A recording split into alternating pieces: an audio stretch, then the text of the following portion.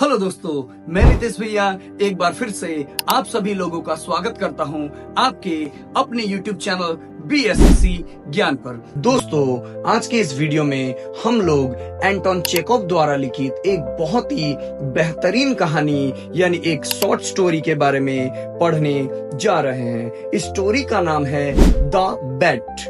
तो मेरे सभी स्टूडेंट और मेरे सभी दोस्त से ये रिक्वेस्ट है कि आप लोग इस कहानी को पूरा जरूर सुनिए और जरूर देखिए ताकि आपको भी इस कहानी से बहुत कुछ जानने को मिल सके। और एक बात, अगर आपको ये वीडियो पसंद आता है तो इसे एक लाइक और शेयर जरूर करें। तो आइए इस कहानी को हम शुरू करते हैं। दोस्तों, इस कहानी में शरद ऋतु के एक अंधेरी रात में एक बैंकर अपने रूम में टहलता है और 15 साल पहले हुई एक घटना के बारे में याद करता है। वो फ्लैशबैक में जाता है, यानी 15 साल वो पीछे जाता है और याद करता है कि उसने उस दिन एक शानदार पार्टी ऑर्गेनाइज किया था, यानी पार्टी रखा था। उस पार्टी में उसके कई मेहमान और कई यार दोस्त, पत्रकार, विद्वान आदि आए हुए थे और सभी लोग मस्ती में कुछ न कुछ बातों का चर्चा यानी डिस्कशन कर रहे थे। तभी उस पार्टी में एक चर्चा होता है कि कैपिटल पनिशमेंट सही है या नहीं, यानी मृत्यु दंड सही है या आजीवन यानी जिंदगी भर कारावास सही है। तभी उसमें तर्क छिड़ जाता है। कुछ लोग कहते हैं कि मृत्यु दंड यानी कैपिटल पनिशमेंट ही सही है और कुछ लोगों का कहना है कि आजीवन कारावास एक बेहतर विकल्प है। तो इस तरह से उस पार्टी में इस टॉपिक को लेकर एक डिस्कशन छिड़ जाती है। वहाँ कई लोग कहते हैं कि कैपिटल पनिशमेंट यानी मृत्यु दंड ही सही है, क्योंकि उसमें एक झटके में ही लोग मर जाते हैं। वहीं कुछ लोगों का कहना होता है कि आजीवन कारावास यानी लाइफ इम्प्रिजनमेंट गलत है, क्योंकि वहाँ रोज धीरे धीरे लोग मरते हैं। वहीं उसी पार्टी में एक युवा वकील भी आता है। वो उनसे बहस करता है कि नहीं, कैपिटल पनिशमेंट यानी मृत्यु दंड सही नहीं है, इससे अच्छा तो आजीवन कारावास ही है, क्योंकि ये जिंदगी हमें इंसानों ने नहीं दी, तो इंसान कैसे इस जिंदगी को हमसे छीन सकता है। तो वो जो यंग वकील होता है वो सबको अपने इस तर्क से चुप करा देता है और वकील की इस बात को सुनकर बैंकर शॉक्ड हो जाता है। उसे हैरानी होती है कि वो मृत्यु दंड के बजाय आजीवन कारावास को ही पसंद करता है। तभी पार्टी में बातों ही बातों में उस बैंकर और उस वकील यानी लॉयर से बहस शुरू हो जाती है। बैंकर कैपिटल पनिशमेंट यानी मृत्यु दंड को अच्छा मानता है, वहीं जो लॉयर होता है वो कारावास को अच्छा मानता है। तभी बैंकर उसे कहता है कि तुम 5 साल तक एक काल कोठरी में यानी एक छोटे से कमरे में कैद होकर दिखाओ तो मैं मानूं। तो वो वकील कहता है कि तुम 5 साल का बात करते हो, मैं तो उस कोठरी में यानी उस छोटे से कमरे में 5 साल क्या, मैं तो 15 साल भी वहां रह सकता हूँ और अपनी जिंदगी गुजार सकता हूँ। धनी बैंकर वकील को एक नजर देखता है और उसकी बातों पर और ज्यादा शॉक्ड हो जाता है। इसके बाद बैंकर उस वकील से कहता है कि यदि तुम एक छोटे से कमरे में 15 साल तक अकेले रहो और 15 साल बिताओ, अपनी जिंदगी के 15 साल वहां बिताओ, तो मैं 15 साल बाद शर्त के मुताबिक तुम्हें 2 मिलियन रूबल दे दूंगा। तो इस तरह से बैंकर और उस यंग वकील के बीच में एक शर्त यानी एक बेट लग जाता है। बैंकर फिर भी उस वकील को आखिरी बार समझाने का कोशिश करता है कि देखो, तुम अभी यंग हो, जीवन में बहुत कुछ कमा सकते हो, पा सकते हो, शर्त से तुम दूर हट जाओ। लेकिन वकील कतई इस बात को मानने के लिए राजी नहीं था। तो इस तरह से बैंकर और वकील के बीच में शर्त लग जाता है कि वो जो वकील है वो बैंकर के घर में एक छोटे से कमरे में अपना 15 साल अकेले बिताएगा और 15 साल बाद बैंकर को उस वकील को 2 मिलियन रूबल देना होगा। शर्त के मुताबिक अगली शाम वकील को बैंकर के घर के बगीचे वाले हिस्से में कैद कर लिया जाता है। उसे बाहर जाने, किसी से बात करने, यहाँ तक कि कोई भी इंसान का आवाज सुनने या पत्र या समाचार पत्र पढ़ने की सख्त मनाही थी। हाँ, उसे पत्र लिखने, किताब पढ़ने, पियानो बजाने, शराब पीने या धूम्रपान करने की अनुमति थी। जैसे जैसे साल बीतते हैं, वकील एकांत में तड़पने लगता है और विभिन्न मानसिक चरणों से गुजरता है। पहले साल में वकील केवल पियानो बजाता, संगीत सुनता और कुछ किताबें, हल्के चरित्र वाले कुछ किताबें पढ़ता। वो शराब और तंबाकू से दूर ही रहता था।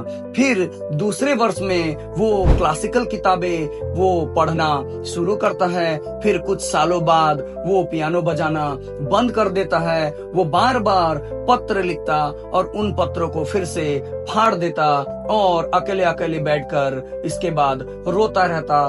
फिर शराब पीता और धूम्रपान करता। इसके बाद वो दर्शन शास्त्र और भाषाओं का गहन अध्ययन करने लगा और कई विषयों पर विभिन्न तरह के किताबें पढ़ता और नए नए साइंस और जियोग्राफी के नियमों को पढ़ता और अंतिम वर्षों में शेक्सपियर को लेकर प्राकृतिक विज्ञान के कुछ बेहतरीन किताबें भी वो पढ़ता ही रहा। तो इस तरह उस वकील ने उस छोटे से कमरे में लगभग अपना पूरा 15 साल बिता दिया था। इस तरह वो यंग वकील किताब को पढ़ते पढ़ते विभिन्न भाषाओं का ज्ञानी हो जाता है और विभिन्न विषयों में उसका ज्ञान बहुत ज्यादा बढ़ने लगता है। वहीं इतने कई वर्षों में जो बैंकर होता है, उस बैंकर की हालत बहुत खराब हो जाती है। जैसे जैसे उसका वो समय यानी छूटने का समय यानी बेट यानी शर्त समाप्त होने का जो समय आता है, उसमें बैंकर की किस्मत भी पूरी तरह पलट जाती है। वो बैंकर स्टॉक मार्केट और जुए के कारण इतना अधिक कर्ज में डूब जाता है कि वो शर्त के मुताबिक अब उस वकील को $2 मिलियन नहीं दे सकता। यानी उसके पास इतने पैसे ही नहीं बचते कि 15 साल बीत जाने के बाद उस वकील को इतना रुपए दे सके। इसीलिए एक रात बैंकर एक फैसला करता है कि 15 साल बीतने के पहले ही वो उस वकील को मार देगा। तो यहाँ बैंकर अपने हालात से मजबूर होकर उस वकील को मारने का फैसला करता है ताकि उसे बेट का जो $2 मिलियन है वो देना ना पड़े। वो चुपके से बगीचे में जाता है जहाँ भारी बारिश हो रही थी और अनुमान लगाता है कि मौसम यानी बारिश के कारण उसका घर का जो चौकीदार है वो सोया है कि नहीं।